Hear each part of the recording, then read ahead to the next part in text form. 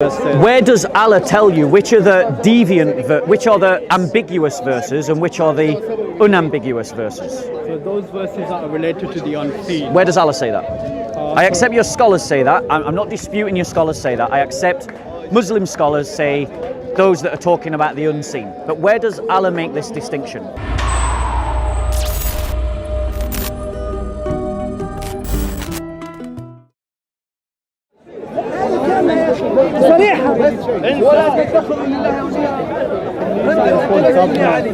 How are we doing, Uncle Nazzam? You okay? Good to see you, yeah. Don't block the shot.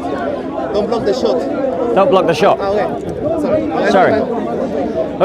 Can I ask you a couple of questions? Sure, maybe after I'm done, I'll finish this. How long do you think you'll be? I mean, I guess it depends on what questions there are. it's about Islamic Tawheed. Essentially, the question is, hi, how are you? can you hear us? Can you hear the uncle?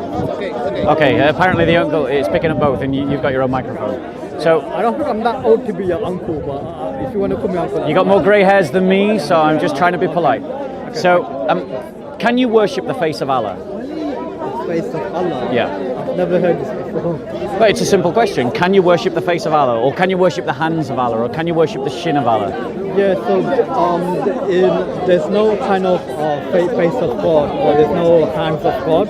But what you find that both the Bible and the Quran, in the Semitic languages, they use expressions in order to either make some kind of emphasis on some point, or some idiom that people at the time would have been familiar or known. So like when the Bible refers to God as a rock, or the Lord is my shepherd, it doesn't mean physically God is a rock. Agreed. But it's an expression. Yeah. So yeah, the Quran also uses similar type languages for God. Yeah. But it's not meant to be taken literally. So at least in mainstream. So you believe the Salafis are wrong when they assert that Allah does have a face and He does have a shin? I'm not that much familiar with the Salafi creed, but at least in terms of the mainstream Orthodox Ash'ari and Maturidi. Yeah, okay. They wouldn't take this. So you see these descriptions as metaphors?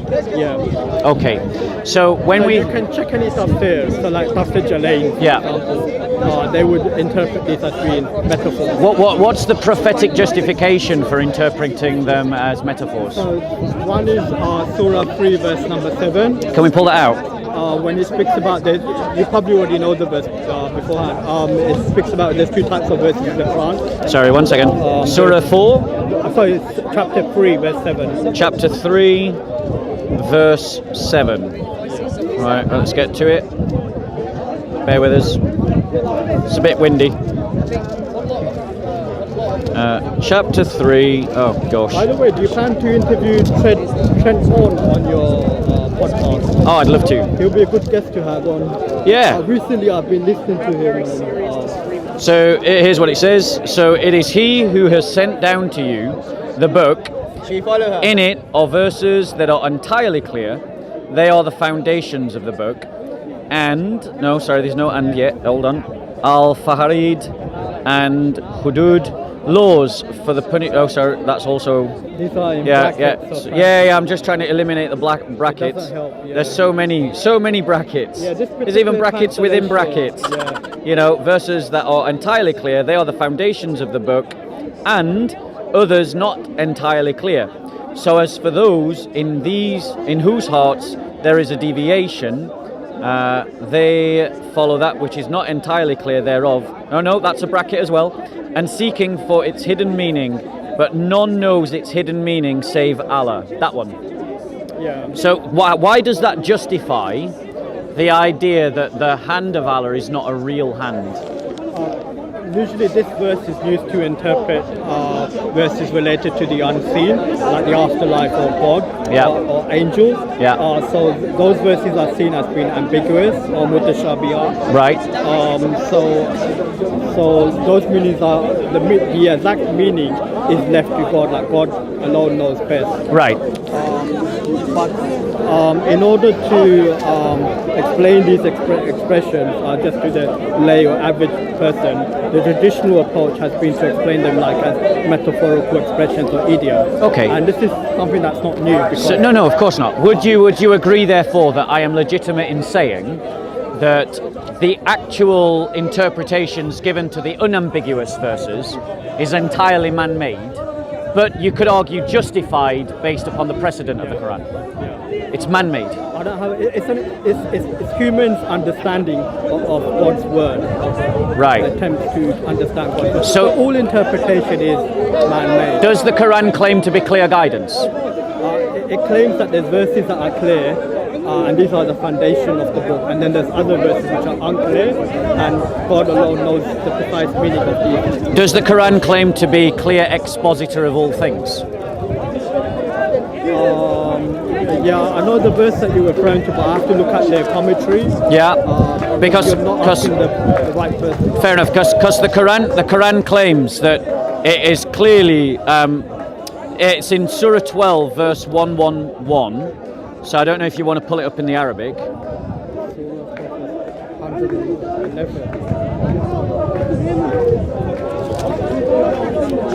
So it says, if I've got the right place. Indeed, in their stories there is a lesson for men of understanding, is not forged statement, but a confirmation of which were before it, and the brackets, honestly, and a detailed explanation of everything, and a guide and a mercy for the people who believe. So if it's a clear explanation of everything, which is what the Quran Arabic says, doesn't it? Yeah. So, what if the Quran is explaining something? Why do you need to invent something else? I'm interpreting this like in the light of chapter 3, verse number 7, Yeah. which says that there are verses in the Quran that are clear, and Yeah. then there's other verses which are open to its interpretation, Yeah. ambiguous. Yeah. But in terms of the true meaning, God knows those meanings, which is why when people have explained those verses about, the hand of God or the face of God, Yeah. scholars end by saying God alone knows best. Yeah. So the understanding of the hands and the Allah, we've agreed, is something that men have made up in sincerity. Yeah. Yeah. And that there is no. Doesn't necessarily. We also agree that it's not necessarily wrong. It could be right. It could be right, but it could also be wrong, couldn't it? And do you not agree But that, to insist that this particular interpretation is right and the other one is wrong, like the Salafi do? It seems like the Quran condemns it in that same verse in chapter 3, verse 7. Yeah. It says that those that try to seek the means. Can you just confirm that in the Arabic the Quran claims that to be a detailed explanation of everything? That those are the words of the Quran. So, kulli shay means everything. Yeah. Kul means every, and shay means thing. Yeah. So it's everything, and a guidance and a mercy to a nation of believers. Right. So it is claiming to be an explanation of everything. Yes. Right. So it would be fair to say it's an explanation of everything that the Quran touches upon, rather than say it's an explanation of Einstein's physics or relativity or the particular events in history that happened. I think that's a reasonable interpretation. Yeah. I don't want to be unfair to the Quran, because that would be to strawman Islam, and I don't want to be like the Dawah team who strawman Christianity. So, if the Quran is saying that it is a perfect explanation of everything, therefore of what the Quran touches upon, we must surely expect the Quran to explain to us what the hand, the shin, the face of Allah is. Are you able to offer a Quranic explanation to those things, rather than relying on the interpretation of a scholar? Yeah, so verse number 3, chapter 3, verse number 7, Yeah. Says, but those who are, when it says that the verses in the book are clear, and then there's verses that are ambiguous, Yeah.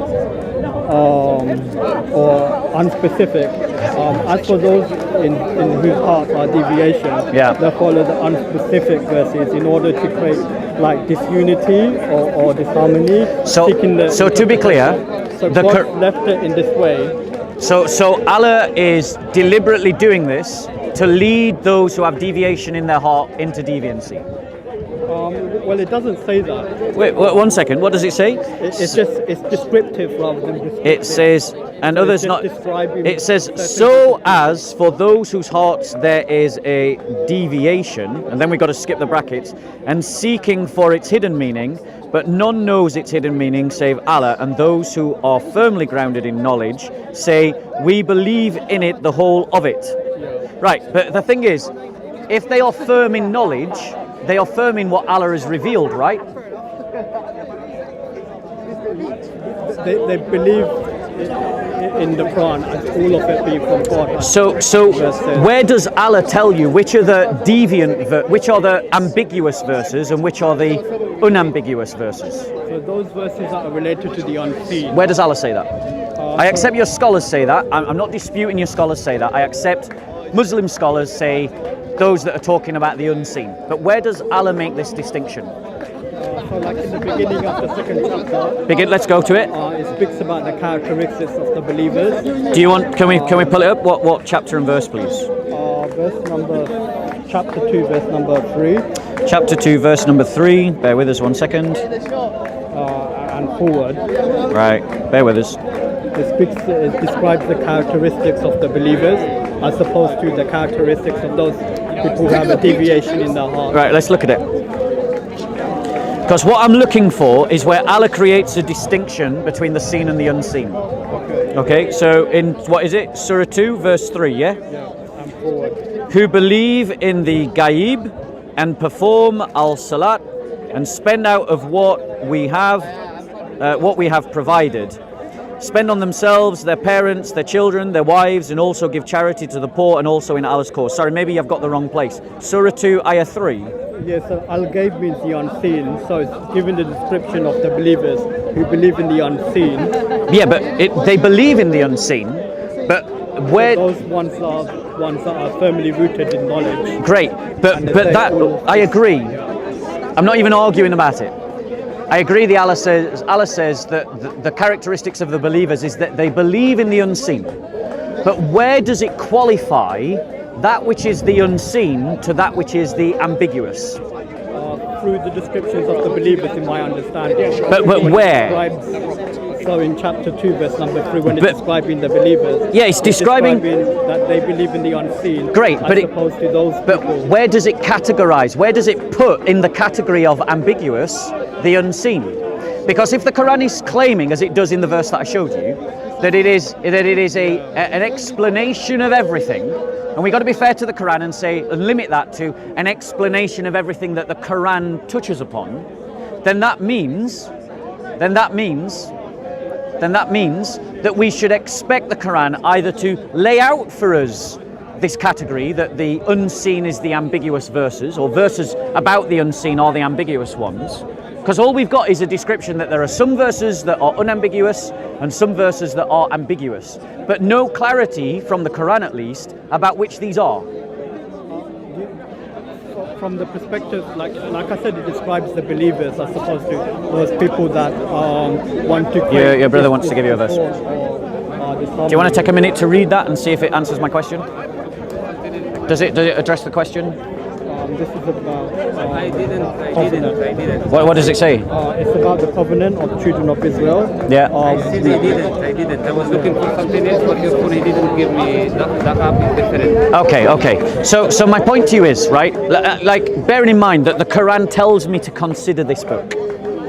So I'm considering it.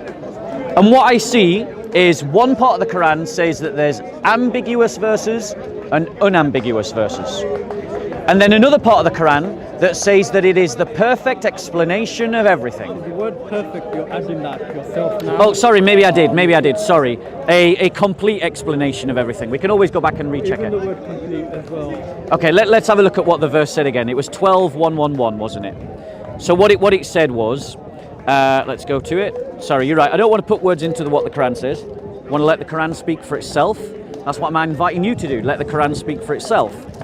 It says, indeed in their stories there is a lesson for men of understanding, is not a forged statement but a confirmation which were before it, and other scripture, and a detailed, a detailed explanation of everything. Yeah, so the Quran itself is telling you that it includes verses that are clear as well as ambiguous verses that are open to So interpretation. where does the Quran identify what are the ambiguous verses and what are the clear verses? Because the Salafi, no, you're coming from, I guess, an Ash'ari position or something similar. Is that right? Yeah. Yeah. But the Salafi would say, well, the Quran is clear. Allah has hands, Allah has a face, Allah has a shin. And therefore, it's clear we can neither deny it nor can we say it's like anything in creation. That's what the Salafi position would be. Agreed? Mm-hmm. Yeah, okay. You're saying that they're wrong. I don't know the exact Salafi position, but This is, I gave you the exact, I gave you the exact Salafi position. So the Salafi and the Ash'ari argue about what's clear and unclear about the Quran. So you've surely got to go to the Quran to address that argument. When they Salafi, they are arguing about what is clear, what is not clear. I'm sorry? Where you get this from? Salafi, they arguing about what is clear, what is not clear. So the Salafi would argue. No, where you get it from? So the Salafi would argue. Where you get it from? Okay, if you're just going to be rude, I'll just go back to talking to him. Okay? Yeah, no, So- mean nothing. I was just asking, do you have like a reference where you could read about the Salafi belief about this? Yeah. I've watched many a video put up by Salafis on YouTube where they expound their doctrine inside the mosque as they're teaching. Did they give any reference? that your to what- Oh yeah, they did lots, but I can't remember them all. Maybe you know, another time. yeah, maybe another time. But they seem pretty convinced that when the Quran says Allah has a face, He really does have a face. You know? No, I'm talking to you because he's just going to be rude. If I try to talk to him, he'll interrupt me. But to me, that sounds like some kind of pagan or. Sorry? That sounds like adultery to me.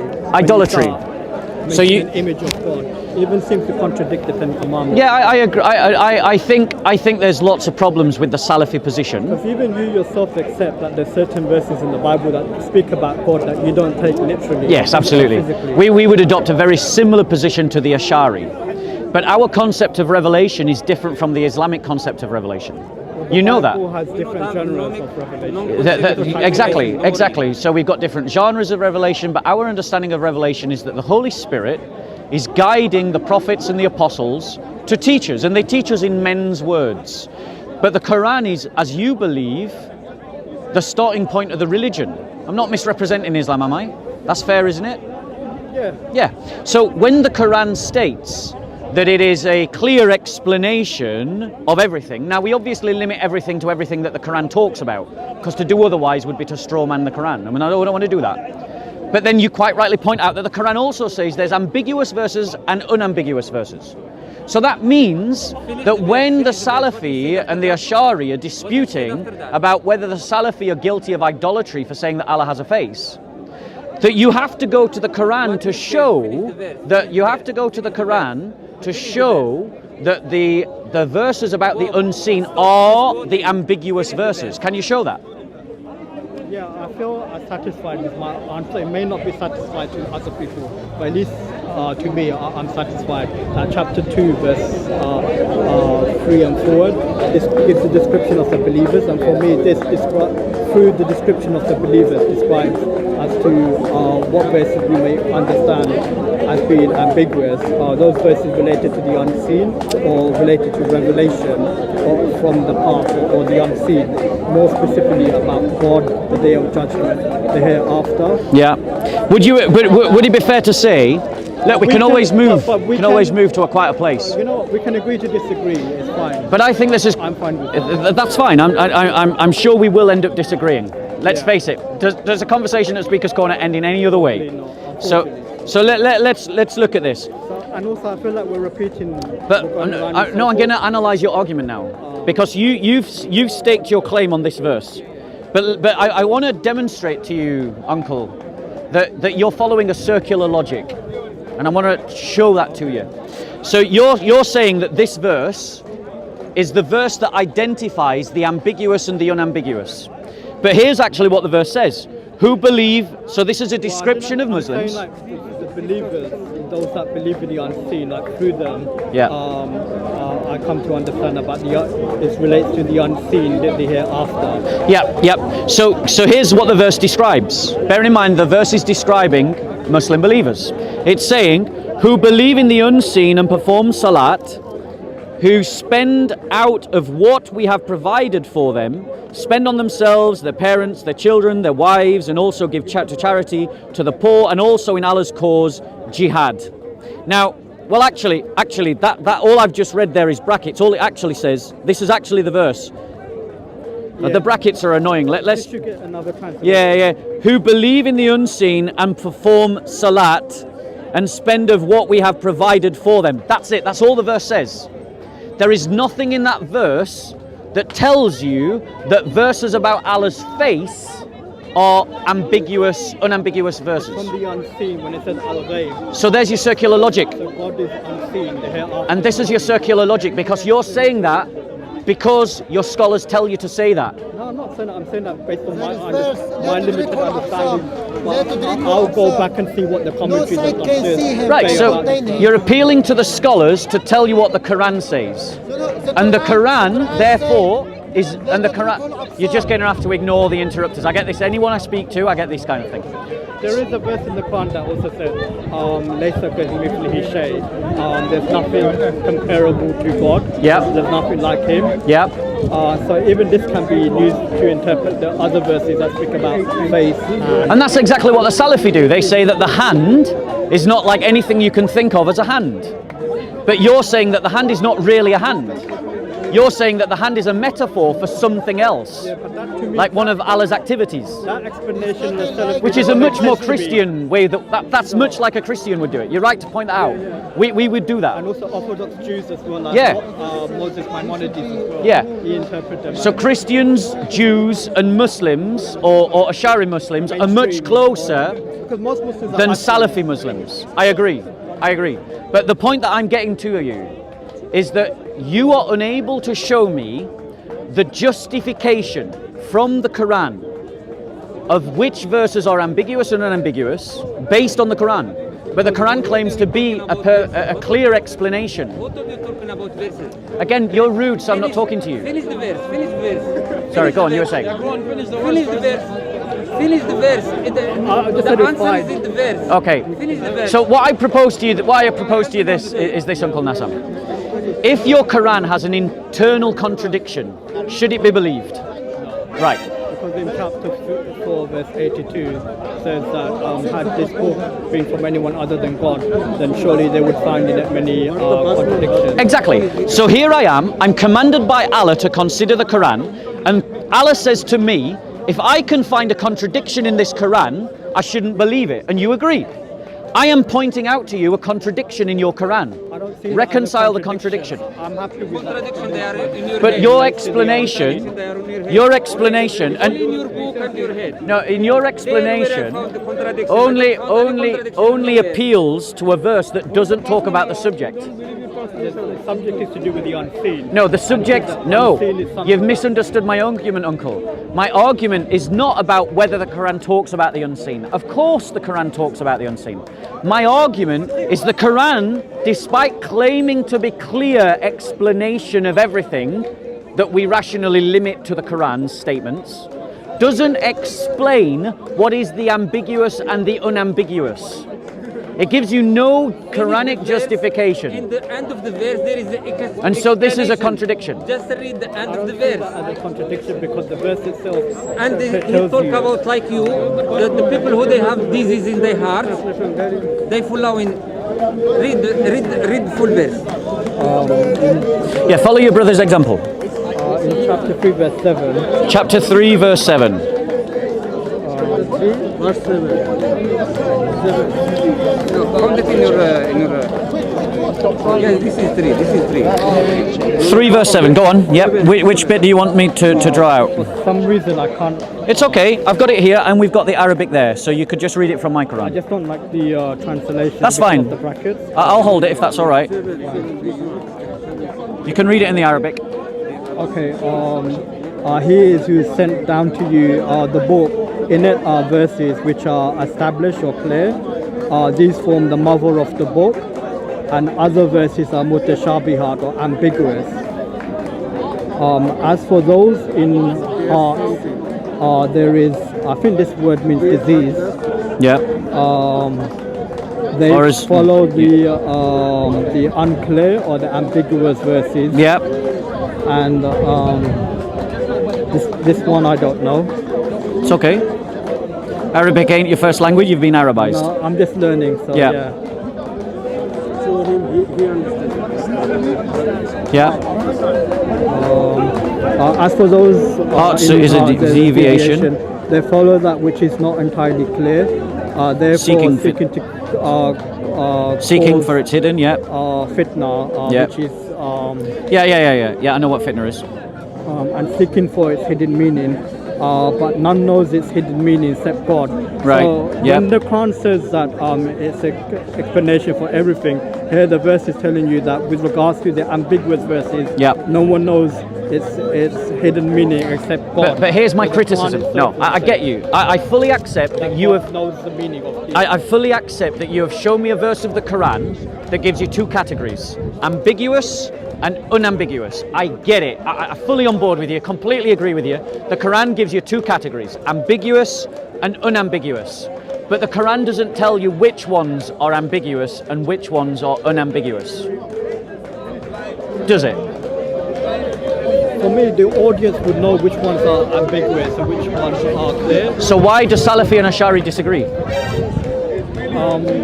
If it's obvious, why do Salafi and Ash'ari They disagree? agree that these verses are ambiguous, but to do with the explanation or the interpretation of these particular verses. Right. The disagreement isn't whether these verses are mutashabihat or not. Yeah. So the disagreement is over the interpretation. Yeah.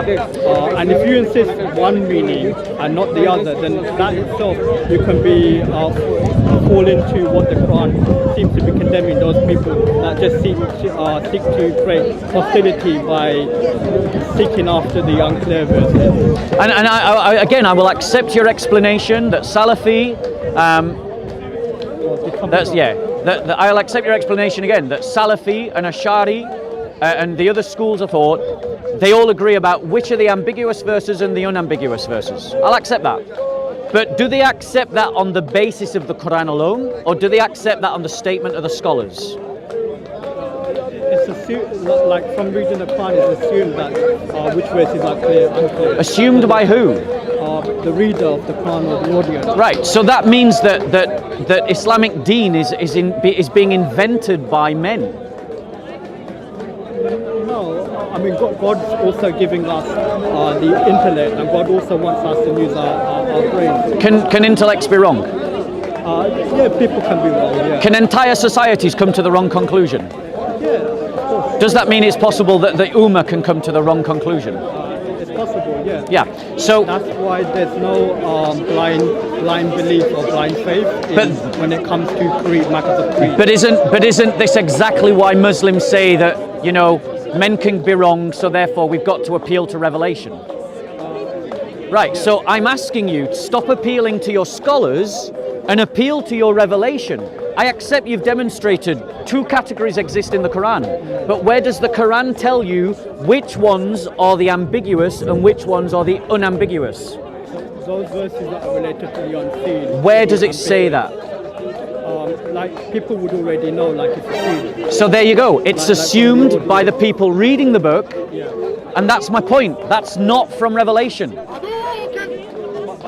God is. Have you got a hadith maybe? Like God is not speaking to us like in a vacuum. Yeah. Like the Quran comes like when people already, use certain things already, and the Quran addresses in that context. Yeah.